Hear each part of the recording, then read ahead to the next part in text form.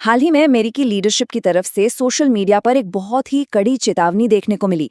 No मोर mister nice guy. उन्हें जल्द ही समझदार हो जाना चाहिए या फिर अंजाम भुगतने के लिए तैयार रहना चाहिए।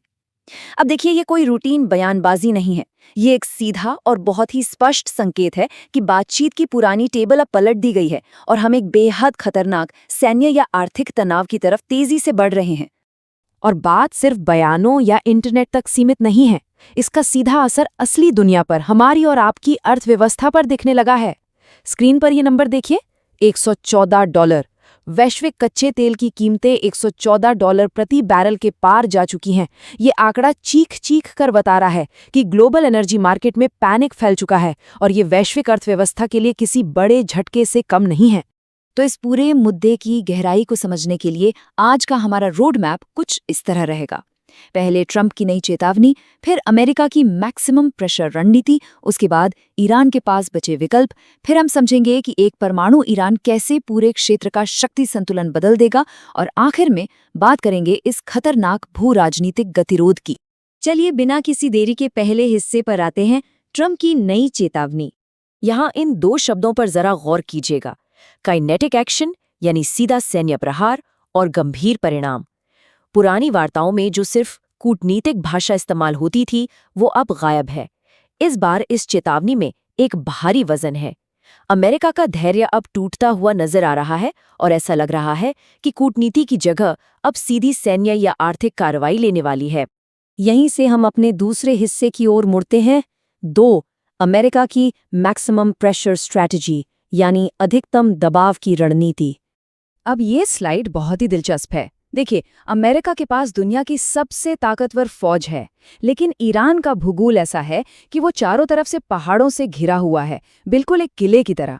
इसलिए अमेरिका वहां एक गंदा जमीनी युद्ध नहीं लड़ना चाहता, वो आर्थिक और नौसैनिक नाकाबंदी का सहारा ले रहा है। दोनों के लक्ष्य बिल्कुल अलग हैं। अमेरिका को अपनी साख बचाने के लिए पुरानी न्यूक्लियर डील से बेहतर एक नई डील चाहिए, और ईरान, वो तो बस इस जानलेवा दबाव से राहत पाना चाहता है और किसी भी कीमत पर अपने वर्तमान शासन को बचाए रखना चाहता है। और अमेरिका का ये मैक्सिमम प्रेशर असल में कितना दर्दनाक है, ये आंकड़ा देखिए, $50 करोड़ हर रोज। जी हां, अमेरिकी नाकाबंदी के कारण ईरान को हर दिन तेल की बिक्री से होने वाले $50 करोड़ का भारी नुकसान उठाना पड़ रहा है। ये एक ऐसी गहरी आर्थिक चोट है जिसका सीधा मकसद ईरान को बिना एक भी गोली चलाए घुटनों पर लाना है। इसके पीछे की रणनीति बड़ी कमाल की है। अमेरिका फ्लूइड डायनामिक्स का इस्तेमाल कर रहा है। वो चाहता है कि तेल न बिकने के कारण ईरान के तेल स्टोरेज पूरी तरह से फूल जाएं। जब तेल रखने की जगह ही नहीं बचेगी तो मजबूरी में ईरान को अपने ऑयल रिग्स बंद करने पड़ेंगे। और सच बताऊं तो एक बार ऑयल रिग बंद हो जाएं तो उसे दोबारा चालू करना तकनीकी रूप से बहुत ही मुश्किल और बेहद खर्चीला काम होता है। ये ईरान के पूरे बुनियादी ढांचे को अंदर से तोड़ देने का एक अचूक प्लान है। अब सवाल ये उठता है कि ऐसे हालात में ईरान के पास क्या विकल्प बचते हैं। ये हमारा तीसरा हिस्सा है। देखिए, जब आपका सामना दुनिया की सबसे बड़ी सुपर पावर से हो तो आप आमने सामने की जंग नहीं लड़ सकते। इसलिए ईरान असिमेट्रिक यानी टेढ़े मेढ़े तरीकों का इस्तेमाल करता है ताकि संघर्ष को लंबा खींचा जा सके। वो हिजबुल्लाह और हूती जैसे अपने प्रॉक्सी ग्रुप्स के जरिए तनाव बढ़ाता है, अपनी न्यूक्लियर क्षमता को लेकर दुनिया को कंफ्यूज रखता है, और सबसे बड़ा हथियार, हॉर्मुज़ जलडमरों मध्य को ब्लॉक करने की धमकी। अगर ईरान इस रास्ते को रोकता है तो वो असल में वैश्विक ऊर्जा बाजार को ही अमेरिका के खिलाफ एक हथियार बना लेगा। ईरान जो भी कर रहा है उसके पीछे इतिहास का एक बहुत बड़ा सबक छिपा है। लीबिया के मोअम्मर गद्दाफी को याद कीजिए। उन्होंने अपने खतरनाक हथियार दुनिया के दबाव में आकर सौंप दिए और नतीजा, उनकी सत्ता और जान दोनों चली गई। इसके ठीक उलट उत्तर कोरिया ने लगातार परमाणु हथियार बनाए और आज तक अपना वजूद बचाए हुए है। ईरान ने ये गणित बहुत अच्छे से समझ लिया है। उसे लगता है कि सत्ता बचानी है तो उसे सिर्फ और सिर्फ उत्तर कोरिया वाला रास्ता ही अपनाना होगा। और यहीं से हम आज के इस एक्सप्लेनर के सबसे मुख्य और गंभीर हिस्से में प्रवेश करते हैं, परमाणु ईरान और उससे बदलने वाला क्षेत्रीय शक्ति संतुलन।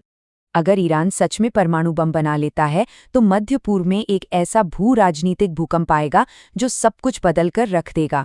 इसे समझने के लिए रीजनल हेजेमनी यानी क्षेत्रीय आधिपत्य को समझना होगा। इसका मतलब है किसी इलाके में एक देश का राजनीतिक, आर्थिक या सैन्य दबदबा। दशकों से मिडिल ईस्ट में ये दबदबा पूरी तरह अमेरिका के पास रहा है, लेकिन एक न्यूक्लियर शक्ति वाला ईरान इस पूरे अमेरिकी दबदबे के लिए सबसे बड़ा और सबसे सीधा खतरा बन जाएगा। अगर ईरान को बम मिल गया तो ये एक विशाल डोमिनोज इफेक्ट शुरू करेगा। इजराइल के तो सीधे वजूद पर ही संकट आ जाएगा। दुनिया के 20% तेल के प्रवाह पर ईरान का दबदबा होगा। उसके प्रॉक्सी ग्रुप्स पहले से कहीं ज्यादा निडर होकर काम करेंगे। सऊदी अरब और यूएई जैसे देशों पर इतना दबाव आ जाएगा जिसकी कल्पना भी मुश्किल है।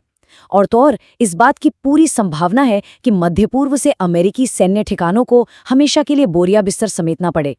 ताकत का पूरा तराजू अमेरिका के हाथ से निकलकर ईरान के पास चला जाएगा। इसका सबसे डरावना सच जो व्हाइट हाउस को सता रहा है वो है अमेरिकी क्षेत्रीय प्रभुत्व का हमेशा के लिए खत्म हो जाना।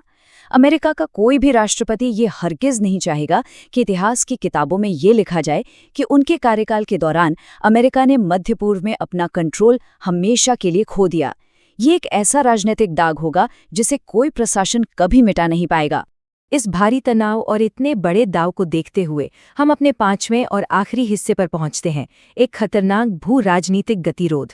असलियत ये है कि दोनों देश अब एक ऐसे दलदल में फंस चुके हैं जहां से बाहर निकलने का कोई सुरक्षित रास्ता नहीं है। कूटनीति की भाषा में इसे जीरो सम गेम कहते हैं। मतलब साफ है, एक का थोड़ा सा भी फायदा दूसरे का 100% नुकसान है। दोनों तरफ अविश्वास की खाई इतनी गहरी हो चुकी है कि कोई बीच का रास्ता मुमकिन ही नहीं लगता। अमेरिका दबाव कम नहीं कर सकता और ईरान झुकने को तैयार नहीं है, क्योंकि जो भी झुका उसकी एक बहुत बड़ी रणनीतिक हार तय है।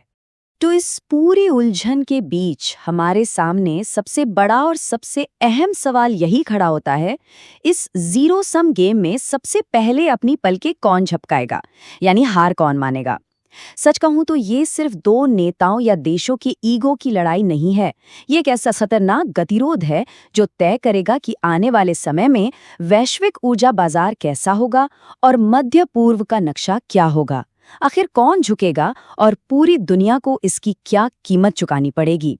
इसी अहम सवाल के साथ हम आज के इस एक्सप्लेनर को यहीं खत्म करते हैं। इस विषय की गहराई तक हमारे साथ चलने के लिए बहुत बहुत शुक्रिया।